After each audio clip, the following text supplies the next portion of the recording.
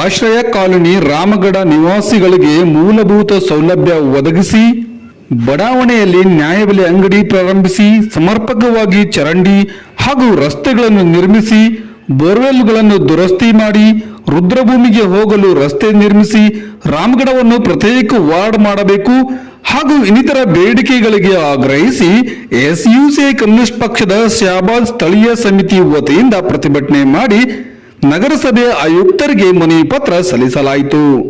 ಈ SUCI communist ಪಕ್ಷದ ಶಾಬಾದ್ ಸ್ಥಳೀಯ ಸಮಿತಿಯ ಕಾರ್ಯದರ್ಶಿ ಗಣಪತರಾವ್ ಕೆ ಮಾನೆ ಅವರು ಮಾತನಾಡುತ್ತಾ, ನಗರದ ಹೊರಭಾಗದಲ್ಲಿರುವ ಆಲ್ಸ್ಟಾಮ್ ಕಂಪನಿಯ ಹಿಂದುಗಡೆ ಇರುವ ಆಶ್ರಯ ಕಾಲೋನಿ ರಾಮಗಡ ಪ್ರದೇಶಕ್ಕೆ ಪ್ರಮುಖ ರೀತಿಯ ನಾಗರಿಕ ಸೌಲಭ್ಯಗಳು ಸಿಗುತ್ತಿಲ್ಲ.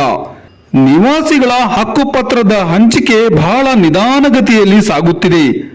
ಆದಷ್ಟು ಬೇಗ ಮುಗಿಸಬೇಕಾಗಿದೆ. ಈ ಏರಿಯಾ ನಗರಸಭೆ ವ್ಯಾಪ್ತಿಯಲ್ಲಿ ಬರುವುದರಿಂದ ಹಳೆ ಶಾಬಾದ್ ಹಾಗೂ ರಾಮಗಡ ನಡುವೆ ಇರುವ ರಸ್ತೆಯನ್ನು ಅಭಿವೃದ್ಧಿಪಡಿಸಬೇಕು. ರೈಲ್ವೆ ಬ್ರಿಡ್ಜ್ ಕೆಳಗಡೆ ರಸ್ತೆಯು ಸಂಪೂರ್ಣವಾಗಿ ಹಾಳಾಗಿದೆ.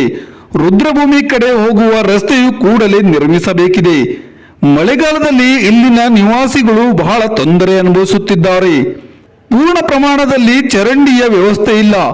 ಈ ಬಡಾವಣೆಯಲ್ಲಿ ಅಂಗನವಾಡಿ ಕೇಂದ್ರ ಸರಿಯಾಗಿ ಕಾರ್ಯನಿರ್ವಹಿಸುತ್ತಿಲ್ಲ. ಇಲ್ಲಿನ ಶಾಲೆಯನ್ನು ಕೆಪಿಎಸ್ ಯೋಜನೆ ಅಡಿ ಸ್ಥಳಾಂತರಿಸುವ ಯೋಜನೆ ಇದೆ. ಆದ್ದರಿಂದ ಈ ಏರಿಯಾದಲ್ಲಿರುವ ಮಕ್ಕಳಿಗೆ ತೊಂದರೆಯಾಗುವುದು ಖಂಡಿತ.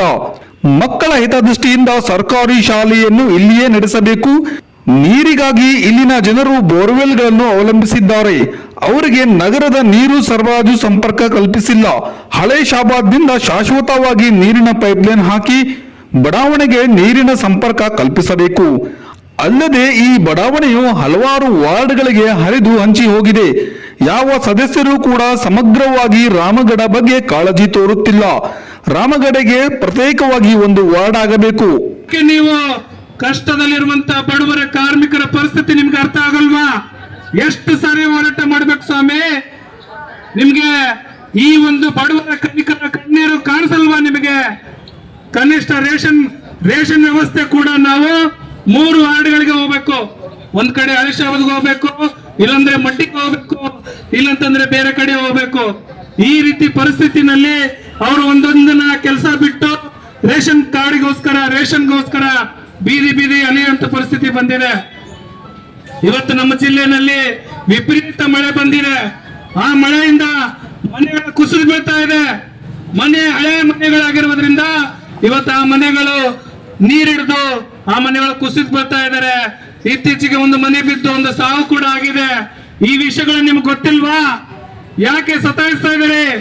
ಕಂಪ್ಯೂಟರ್ ಹೆಸರ ಮೇಲೆ, ರಾಜ್ಯದ ಹೆಸರ ಮೇಲೆ, ಜಿಲ್ಲಾದ ಹೆಸರ ಮೇಲೆ, ಇಲ್ಲಿರುವಂತ ನಗರಸಭೆ ಅಧಿಕಾರಿಗಳ ಹೆಸರ ಮೇಲೆ ಒಬ್ಬರ ಮೇಲೆ ಒಬ್ಬರು ಹಾಕಿ ಜನಗಳನ್ನ ಅವರ ನೋವು ಕಷ್ಟವನ್ನ ನೀವು ನೋಡ್ತಾ ಇಲ್ಲ. ನೀವು ಆಳ್ವಿಕೆ ಮಾಡಿಕೊಂಡು ಎಷ್ಟು ವರ್ಷದಿಂದ ಹೋರಾಟ ಮಾಡಬೇಕು? ಇದು 20 ವರ್ಷ.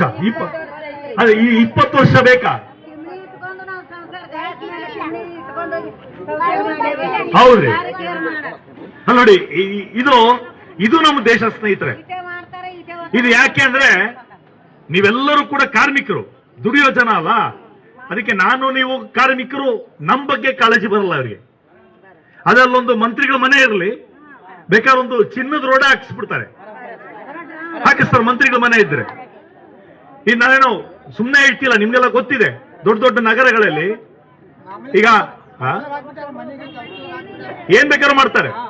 ನೋಡ್ರಿ, ಈಗ ಕೆಲವೊಂದು ನೀವು ಅಲ್ಲೂ ಮಾಲ್ಗಳಿದೆ, ದೊಡ್ಡ ದೊಡ್ಡ ಮಾಲು. ಬೆಂಗಳೂರಲ್ಲಿ ಅಲ್ಲೊಂದು ಇದು ನಡೆದಿರೋದೇ ಹೇಳ್ತಾ ಇದ್ದೀನಿ. ಬೆಂಗಳೂರಲ್ಲಿ ಒಂದು ದೊಡ್ಡ